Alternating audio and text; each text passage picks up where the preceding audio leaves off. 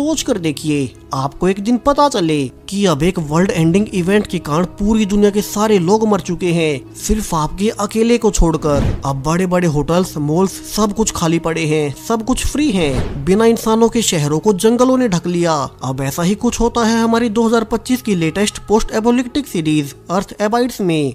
कहानी की शुरुआत इश नाम के एक बायोलॉजिस्ट से होती है, जो कि पिछले कई महीनों से जंगल के बीचों बीच अकेला रह रहा था ताकि अपनी रिसर्च पूरी कर सके। लेकिन अब इसी बीच एक जहरीला सांप उसे काट लेता है। इश घबरा चुका था और इसी हड़बड़ी के बीच उसके हाथ से फोन भी नीचे गिर गया, यानी कि अब वो किसी को मदद के लिए भी नहीं बुला सकेगा। सो वो खुद से ही हाथ पर कट लगाकर जहर को बाहर निकालने लगता है। यहाँ वो शहर से बहुत दूर रह रहा था, सो अब वो पानी पीते ही इसी कैबिन में बेहोश हो जाता है। उसे लगातार हेलुसिनेशंस हो रहे थे क्योंकि सांप के जहर का कुछ असर अभी तक बाकी था, और वो ऐसे ही कई दिन अधमरी हालत में लेटा रहता है। उसे बीच में एक रात बाहर से हेलीकॉप्टर्स की आवाज भी आई। दरवाजे पर कुछ साइंटिस्ट उसे अपने साथ ले जाने आए थे। शायद से बाहर की दुनिया में कोई बड़ी इमरजेंसी आ गई थी, लेकिन अंदर इश आवाज नहीं कर पाता, और ये समझकर कि अंदर कोई भी नहीं है वे साइंटिस्ट बाहर से ही वापस लौट गए। अब कुछ दिनों के बाद फाइनली बचे कुचे जहर का असर भी उसकी बॉडी से निकल ही गया और वो खुद को हेल्दी महसूस करने लगता है। लेकिन क्या पता कुछ जहर अभी भी बाकी हो, इसलिए वो जल्दी से अपनी गाड़ी को स्टार्ट कर शहर वाले हॉस्पिटल में जाने लगता है। लेकिन अब शहर में जाते ही यहाँ तो सब कुछ बदला हुआ था। ईश देखता है कि यहाँ पर अब रोड्स पर कोई जिंदा इंसान नहीं है। पूरी दुनिया में तबाही फैली हुई थी। सड़कों पर हजारों गाड़ियां बंद पड़ी थी, उन गाड़ियों में सभी लोग मरे हुए थे। वो जल्दी से एक रोड साइन पर पड़ता है। असल में पिछले कुछ दिनों में पूरी दुनिया में एक ऐसी बीमारी फैली जिसने चंद दिनों में सारी आबादी को मार डाला। अब कोई सरकारी नहीं है, ना कोई नियम कानून बचे हैं। ईश रोते हुए जल्दी से अपने घर जाने लगता है क्योंकि उसे अपने पेरेंट्स को देखना था। उसे पता भी था कि वो खुद इस बीमारी से इसलिए बच गया क्योंकि वो पिछले कई महीनों से जंगल में अकेला रह रहा था। अब घर आते ही ईश देखता है कि यहाँ तो उसके पेरेंट्स ऑलरेडी कई दिन से मरे पड़े थे। अब वो कुछ देर रियलिटी को स्वीकार करने के बाद अपने पेरेंट्स की कब्रें खोदने लगता है ताकि उनके लास्ट राइट्स कर सके। अब आने वाले कुछ दिनों में वो समझ चुका था कि यहाँ उसके टाउन में अब उसके अलावा कोई जिंदा नहीं बचा, लेकिन उसे उम्मीद थी कि उसके अलावा और भी कुछ सर्वाइवर्स बाहर तो बचे ही होंगे जो कि शायद से उस बीमारी से इम्यून रह गए होंगे। इसीलिए अब सेफ्टी के लिए साथ में गन और बाकी सप्लाईज लेकर वो लास वेगास शहर में जाने लगता है। रास्ते में जो ब्रिज उसे शहर से जोड़ता था वो भी ब्लॉक्ड पड़ा था। सो इसको काफी लंबा सफर तय करने के बाद दूसरे रास्ते से लास वेगस में जाना पड़ता है। लेकिन अब ये शहर भी खाली पड़ा था। यहाँ दूर दूर तक कोई भी जिंदा नहीं है। बड़े बड़े होटल्स और कसिनोज खाली पड़े थे। सो ईश अब थक हार कर एक फेमस होटल में रुक जाता है। यहाँ अब चूंकि सब कुछ उसके लिए फ्री था तो वो महंगी वाइन्स पीने लगता है कि अब अगली ही रात उसके पास दो और सर्वाइवर्स मिल्टन और एन आते हैं जो कि उसी की तरह इस बीमारी से इम्यून थे। वे बताते हैं कि वे पिछले कई दिनों से ऐसे ही महंगे होटल्स में रह रहे थे। मिल्टन इसको आखिरी टीवी ब्रॉडकास्ट भी दिखाता है जिसमें अनाउंस किया जा रहा था कि वैज्ञानिक इस नई बीमारी का एंटीडोट नहीं खोज पाए और इसके बाद विभिन्न देशों में गृह युद्ध छिड़ गया। लोग राशन पाने के लिए एक दूसरे को मारने लगे और सिर्फ कुछ ही दिनों में हर कोई मारा गया। ईश जान पाता है कि मिल्टन और एन ने आज पहली बार किसी और जिंदा इंसान को देखा है, यानी कि पूरी दुनिया में जिंदा बचे हुए लोगों की संख्या बहुत कम होने वाली है। वो ये भी जान पाता है कि इतने दिनों से अकेले रहने पर मिल्टन और एन की मानसिक हालत बहुत खराब है। एन रिवील करती है कि उसने वीडियो कॉल पर अपने पति और बच्चों को मरते हुए देखा था, जिसके बाद अब उसे जीने की कोई इच्छा नहीं रही। अब ईश आने वाले कुछ दिनों तक उन्हीं के साथ इसी महंगे होटल में रहना शुरू करता है। इतने महंगे और ब्रांडेड कपड़े सब कुछ फ्री होने पर अब उन्हें कुछ भी अच्छा नहीं लगता। मानो ब्रांड्स की कीमत भी इंसानों के साथ ही खत्म हो गई। मिल्टन भी बताता है कि वो एक बड़ा बिजनेसमैन था और उसने अपनी मेहनत से बहुत कुछ कमाया, मगर अब ना उसके पास उसकी शोहरत है और ना ही उसकी फैमिली। सो उसने अपने पास एक गन रख रखी है ताकि वे तीनों एक साथ अनअलाइव हो सके। अब ये सुनकर तो ईश घबराकर बाहर भागने लगता है क्योंकि उसे अभी भी जीने की इच्छा थी और उसे अपने पीछे दो गोलियां चलने की आवाज आती है, यानी कि मिल्टन और एन ने वो कर ही लिया। ईश फिर से अकेला हो गया। उसे लग रहा था मानो वो पूरी दुनिया में अकेला ही जिंदा इंसान बचा हो। सो वो बड़ी तेज स्पीड में गाड़ी चलाते हुए शहर से बाहर निकल आता है और यहीं रास्ते में उसे एक डॉग मिला। अब इसी डॉग में उसे अपना एक साथी मिल चुका था, किसी के साथ जीने की उम्मीद। तो वो उसे लकी नाम देता है और अपने साथ रख लेता है। यहाँ से इसने अपनी लाइफ एक नए सिरे से जीने का फैसला किया। तो अब वो पहले बहुत सी सर्वाइवल की बुक्स लेकर अपने पुराने घर में वापस आता है, जहाँ की वो अब से लकी के साथ रहेगा। वैसे भी खाने और राशन पानी की तो अब कोई कमी ही नहीं थी। और अब धीरे धीरे समय बीतते हुए उन्हें 1 साल हो चुका है। ईश और लकी एक साथ रहते, दिन में वे बाहर घूमने जाते, बेशक से शहरों में कोई ना हो, मगर फिर भी वे किसी और जिंदा सर्वाइवर की तलाश करते। कि एक दिन लकी एक घर को देखकर भौंकने लगता है, जिससे कि धुआं निकल रहा था। ईश अब लकी को लेकर जल्दी से वहीं जाने लगता है, यानी कि उन्हें वहां अपने अलावा और भी कोई जिंदा इंसान मिलेगा। और यहाँ पहुंचकर उन्हें एक एमा नाम की लड़की मिलती है, जो कि शुरू में तो डर रही थी, मगर ईश यकीन दिला देता है कि वो उसके लिए कोई खतरा नहीं। वे एक दूसरे से जान पाते हैं कि पिछले 1 साल में उन्होंने एक दूसरे के अलावा और किसी को जिंदा नहीं देखा। वे इसलिए भी खुश थे कि अब उन्हें एक दूसरे का साथ मिल गया, वरना वे कितने अकेले थे। एमा भी यहाँ से ईश के साथ उसी के घर पर रहने आ जाती है। ईश ने यहाँ अकेला रहने से कुछ नहीं संभाला था, तो अब दोनों मिलकर उसके घर को रेनोवेट करने लगते हैं। यहाँ खाने का स्टोर भी पास ही था, तो यहाँ से वे अनलिमिटेड खाना ले पाएंगे। एक दूसरे से मिलकर उनमें जीने की एक नई उमंग जाग उठी। अब वे एक्साइटेड होकर उठते, अपने डेली के काम पूरे करते। यहाँ उन्होंने अपनी हॉबीज भी डेवलप कर ली थी, ताकि वे बोर ना हो। वहीं इसके अलावा उन्हें ये भी पता था कि अगर वे दुनिया के आखिरी बचे हुए कपल हुए तो उन्हें ही आबादी को आगे बढ़ाना पड़ेगा। वहीं अब तक इंसानों के विलुप्त होने के बाद जंगली जानवर शहरों तक आने लगे थे। समय के साथ ईश ने घर में सोलर पैनल्स भी लगाने शुरू कर दिए, ताकि उनका घर पूरी तरह से रेडी हो जाए। वहीं कुछ ही दिनों में एमा भी ईश के बच्चे की प्रेग्नेंट हो चुकी थी। एमा बहुत खुश थी कि अब उन्हें जीने का एक और कारण मिल जाएगा, जबकि ईश स्केप्टिकल था कि उन्हें अपने बच्चे को इस पोस्ट एपोलिटिक दुनिया में लाना भी चाहिए या नहीं। इसके अलावा उन्हें इस बेबी की डिलीवरी भी करनी थी। सो ईश पास की लाइब्रेरी में जाकर बेबी पैदा करने की बुक्स पढ़ने लगता है। समय के साथ उनका घर हर ओर से सेफ हो चुका था। उनके घर पर सोलर पैनल्स लग गए, सो अब वे खाने को फ्रीजर में स्टोर कर पाएंगे। उन्होंने बहुत से चिकन्स और पालतू जानवर पाल लिए थे, जिनसे उन्हें अंडे और दूध मिल रहा था। उनके पास एक बड़ा हरा भरा गार्डन एरिया था। आसपास की हवा भी इंसानों के बाद साफ हो गई, यानी कि उनकी लाइफ लिटरली परफेक्ट हो चुकी थी। लेकिन अब समय के साथ उन्हें एक बड़ी प्रॉब्लम का सामना करना पड़ता है। दरअसल उनके आसपास के एरिया में चूहों की संख्या दिन प्रतिदिन बढ़ती ही जा रही थी, और अब तो वे उनके घर के पास भी आने लगे थे। सो वे अपने घर के आसपास के सारे कूड़े को जलाने लगते हैं, ताकि चूहे दूर रहें। लेकिन जब ये तरीका भी काम नहीं करता, तो उन्हें अपने घर को अंदर से सील करना पड़ता है। रात को एमा कहती है कि वे जल्द ही चूहों का कोई न कोई इलाज ढूंढ लेंगे। वैसे भी अभी तो वो अपने होने वाले बेबी के लिए खुश है, और आने वाले कुछ हफ्तों में ईश आसपास की बिल्लियों को उठा लाता है, जिससे कि टाउन में चूहे खत्म होने लगे। और आखिरकार वो दिन आ ही गया जब एमा को बेबी पैदा होना था। दोनों ने इस दिन की बहुत तैयारी कर रखी थी। सो इसके मदद करने पर उन्हें एक हेल्दी बेबी गर्ल पैदा होती है। वे खुश थे और वे टाउन में जाकर अपना एड्रेस पेंट कर देते हैं, ताकि अगर कोई और बचा हुआ इंसान उनके टाउन में आए तो वो खाने और पानी के लिए उनके घर आ सकते हैं। और अब धीरे धीरे 6 साल बीत चुके थे। आज जब ईश अपनी गाड़ी से जा ही रहा था कि रास्ते में उसकी गाड़ी के सामने एक जानवर आ जाता है। दरअसल अब जंगलों और शहरों में कोई बाउंड्री नहीं बची, तो अक्सर जंगली जानवर शहरों तक आते ही रहते हैं। अब ईश भी उसे देख ही रहा था कि इसी बीच उसे एक लड़की दिखाई देती है, जो कि डरकर उसे दूर भाग रही थी। ईश भागकर उसे जल्दी से रोकता है कि वो उनके घर चले, लेकिन वो लड़की कुछ ज्यादा ही डर रही थी, और वो ईश के उसे सेब देने पर समझ जाती है कि वो उसे कुछ नहीं कहेगा। तो वो उसके ट्रक में पीछे बैठकर घर तक आती है। यहाँ अब तक ईश और एमा ने 2 बच्चे पैदा कर लिए थे। बड़ी बेटी हैदर के पैदा होने के 2 साल बाद उन्हें एलेक्स भी पैदा हुआ। वही एमा तो अब तीसरे बच्चे से भी प्रेग्नेंट है। अब लगता है कि पूरी दुनिया की आबादी यहीं तो बढ़ाएंगे। खैर, अब इसके अलावा उनके टाउन में लिखे एड्रेस के बाद 2 और सर्वाइवर्स उनके साथ रहने आ गए, जॉर्ज और मरीना।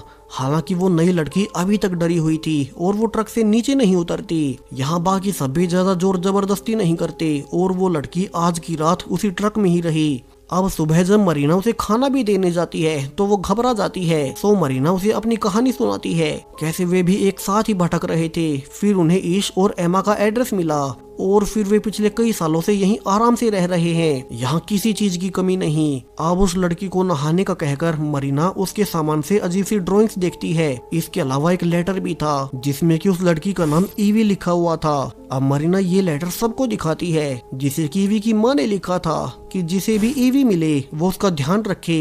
दरअसल जब वो बीमारी फैली तब ईवी के पिता ने उसे फिजिकली हैरेस किया था, जिसने उसके मन पर गहरा प्रभाव छोड़ दिया। इसलिए वो हर किसी को देखकर डर जाती है और एक दिन ईवी की माँ ने ही उसके पिता को मारकर ईवी को बाहर भगा दिया था। पांचों अब ईवी को अपनी फैमिली में शामिल कर लेते हैं। जल्द ही एमा को भी तीसरा बच्चा पैदा हो चुका था जिसका कि वे जोई नाम रखते हैं, क्योंकि उनकी फैमिली बढ़ती ही जा रही थी। वे आने वाले 1 साल तक खुशी खुशी एक साथ रहते हैं कि अब एक दिन उन्हें किसी के आने का सिग्नल मिलता है। तो सभी बच्चों को घर में जाने का कहकर सभी अडल्ट्स गन लेकर देखने जाते हैं कि ये कौन है। वे देखते हैं कि ये तो एक और सर्वाइवर्स का ग्रुप था जो कि टाउन में इसका एड्रेस देखकर आए थे।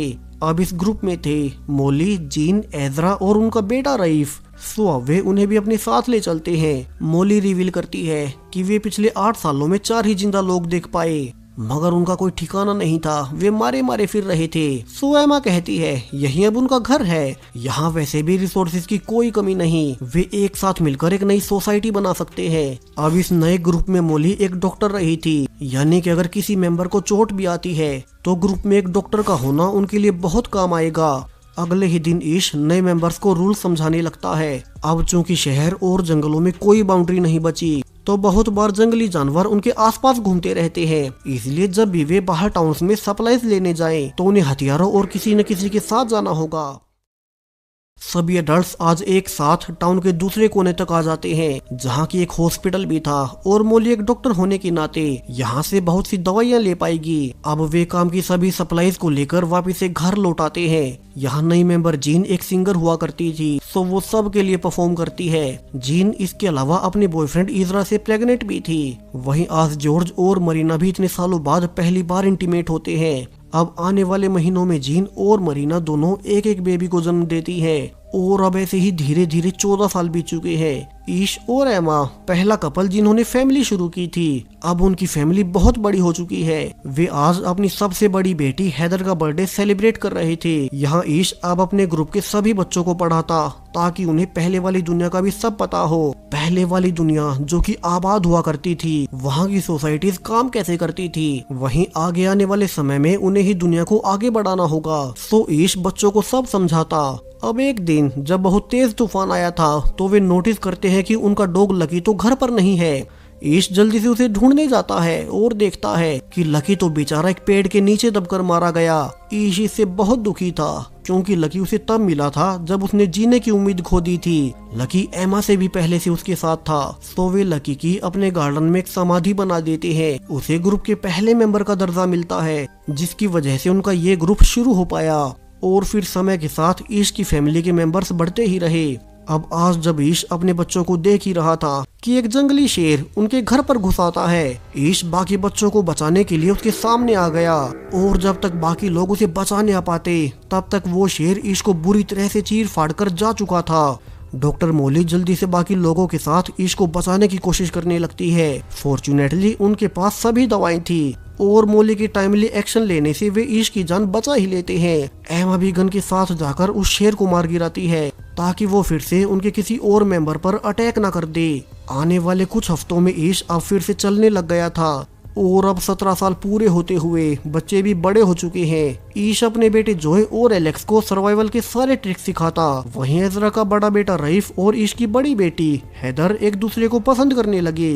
वे अक्सर एक साथ ही रहते और वे अपनी फैमिली को कहकर अकेले बाहर की दुनिया देखने जाने का फैसला करते हैं। बाकी लोगों को भी पता था कि उन्हें आपस में ही आबादी बढ़ानी होगी, सो इसे किसी को एतराज नहीं होता और वे दोनों को गाड़ी में वेपन्स और राशन पानी देकर दुनिया घूमने के लिए भेज देते हैं। लेकिन अब आने वाले समय में उन्हें पानी की कमी पड़ने लगती है और पास की ही डैम पर जाकर उन्हें रियलाइज होता है कि अब आसपास का सारा पानी खत्म हो रहा था। दरअसल इंसान अचानक से विलुप्त होने से मौसम का प्रोसेस बिल्कुल बदल गया, जिस कारण अब पिछले कई महीनों से बारिश नहीं हुई थी। यानी कि ग्रुप के पास पानी को लेकर बड़ी प्रॉब्लम खड़ी हो जाएगी कि तभी उन्हें 2 और गाड़ियां अपनी ओर आते हुए नजर आती हैं, यानी कि और भी सर्वाइवर्स। सो वे जल्दी से अपने घर आकर सबको सतर्क करते हैं, क्या पता ये नए सर्वाइवर्स खतरनाक हों और उनसे उनका घर छीनने आए हों। दरअसल ये ग्रुप चार्ली का था और वो रिवील करता है कि वे यहाँ पर ऑयल का सौदा करने आए हैं। दरअसल उनके पास एक ड्रिल मशीन थी जिसे कि वे जमीन में ड्रिल कर ईश के ग्रुप के लिए हैंडपंप लगा देंगे और उन्हें पानी मिलता रहेगा। लेकिन इसके बदले में उन्हें उनका सारा ऑयल चाहिए ताकि वे यहाँ से ड्राइव कर 500 मील आगे दूसरे हिस्सों में जा सके।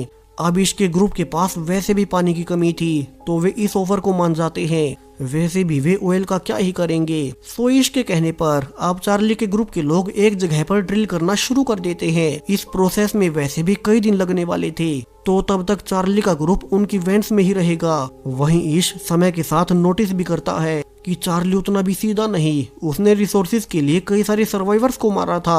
और ये सब जानने के बाद ईश अपने ग्रुप को अकेले में कहता है कि उन्हें चार्ली से सावधान रहना होगा और साथ ही अपने इस घर की सेफ्टी करनी होगी। एमा कहती है कि वैसे भी ड्रिल पूरी होते ही वे चले ही जाएंगे तो उन्हें ज्यादा परेशान नहीं होना चाहिए। आने वाले 2 दिनों तक ड्रिलिंग जारी रहती है और फाइनली 4 दिनों के बाद उन्होंने नीचे से पानी निकाल ही लिया। इसे सभी खुश थे और इस चार्ली से कहता है कि अब उनका सौदा पूरा हुआ, वे उनका सारा ऑयल लेकर यहाँ से जा सकते हैं। रात को सब इकट्ठे होकर सेलिब्रेट भी करते हैं। हालांकि ईश चिंता में था क्योंकि चार्ली बहुत खतरनाक है और ऐसा लग नहीं रहा कि वो आसानी से यहाँ से चला जाएगा। अब रात को सबके सोने के बाद ईश को बाहर से किसी के चिल्लाने की आवाज आती है और वो बाहर आकर देखता है कि चार्ली एक रूम से निकल रहा था, जबकि बाहर उसका साथी साइलस पहरा दे रहा था ताकि वो उसे किसी के आने पर इशारा दे सके।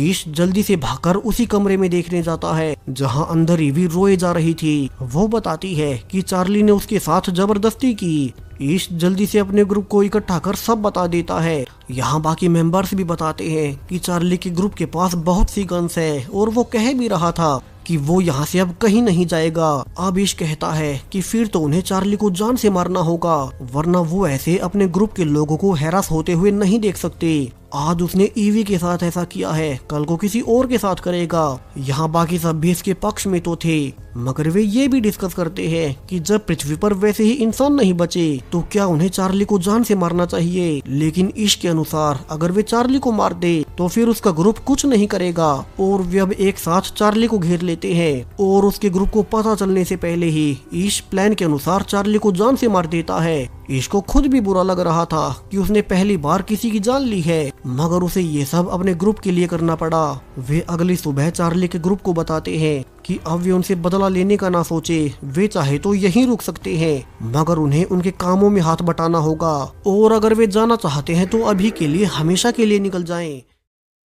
अब बाकी सब तो यहीं रुकने को मान जाते हैं, मगर चार्ली का सबसे खास दोस्त साइलस उन पर गुस्सा उठता है कि उन्होंने उनके लीडर चार्ली को अचानक से अटैक कर जान से मार दिया। अब ईश का ग्रुप डर जाता है कि कहीं भी उन पर अटैक न कर दें, मगर बाकी मेंबर्स कहते हैं कि उन्हें भी पता था चार्ली बहुत गलत था, वो लीडर होने का गलत फायदा उठाया करता था। उसने तो अपने ही ग्रुप की बाकी लेडीज के साथ भी ऐसा ही किया था।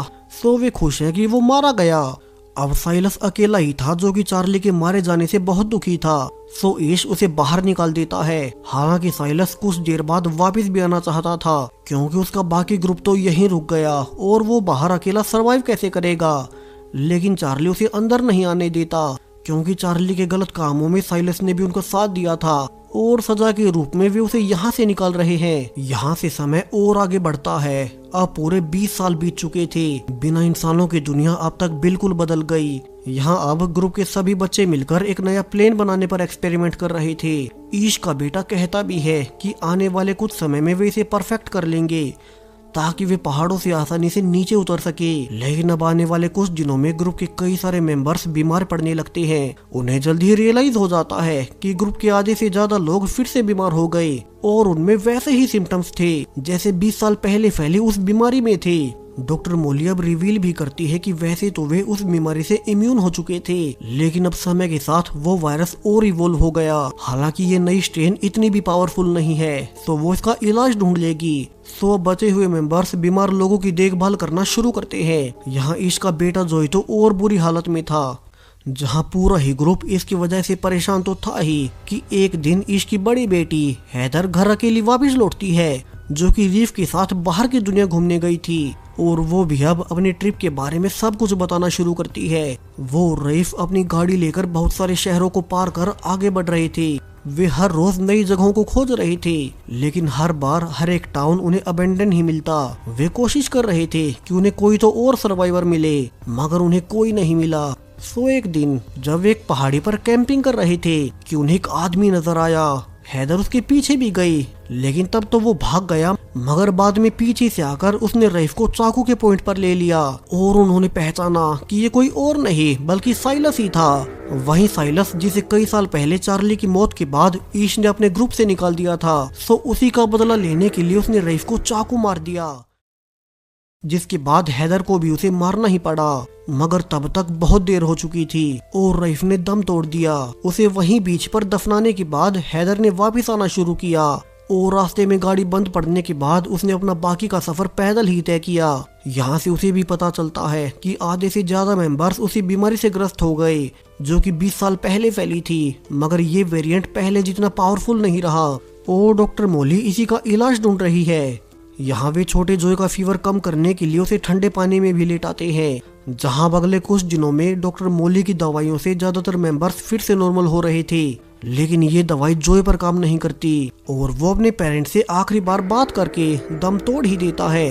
अब ईश इस घटना से बिल्कुल टूट चुका था। जोए के अलावा भी उनके ग्रुप के 3 और मेंबर्स मारे गए थे। अब एमा अकेले में ईश को समझाती है कि जब उनके पास कुछ नहीं था तब सिर्फ उन दोनों ने मिलकर रहना शुरू किया और अब तो उनके पास उनका पूरा ग्रुप बन चुका है और वे ही आने वाले समय में पृथ्वी को फिर से आबाद कर देंगे। सो उन्हें हिम्मत ना हारते हुए ग्रुप के बच्चों को रेडी करना होगा। ईश अब अकेला एक पहाड़ी पर जाकर सनराइज देखता है। उसे अब महसूस हो रहा था कि 20 सालों के बाद दुनिया कितनी बदल गई। वो वापस जाकर अपने बच्चों को स्पीच देता है कि अब तक वे गलत दिशा में आगे बढ़ रहे थे। वे पहले वाली दुनिया के जैसे बनने की कोशिश कर रहे थे, मगर अब दुनिया वैसी बची ही नहीं है। सो उन्हें प्रकृति के हिसाब से सीखना होगा।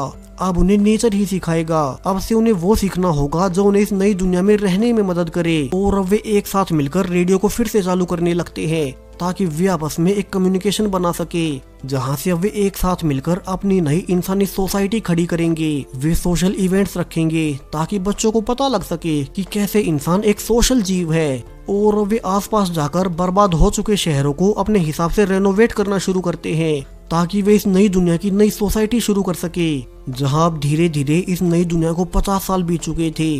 बूढ़ा ईश अपने पोते को कहता है कि ये नई इंसानी सभ्यता उन्हीं की वंशज है, जिसे अब उसे आगे बढ़ाना होगा। और इसी हैप्पी एंडिंग के साथ ये पूरी सीरीज यहीं पर खत्म हो जाती है। सो अगर आपको वीडियो पसंद आया हो तो चैनल को सब्सक्राइब करते जाएं और भी ऐसे ही वीडियोस के लिए। Thank you.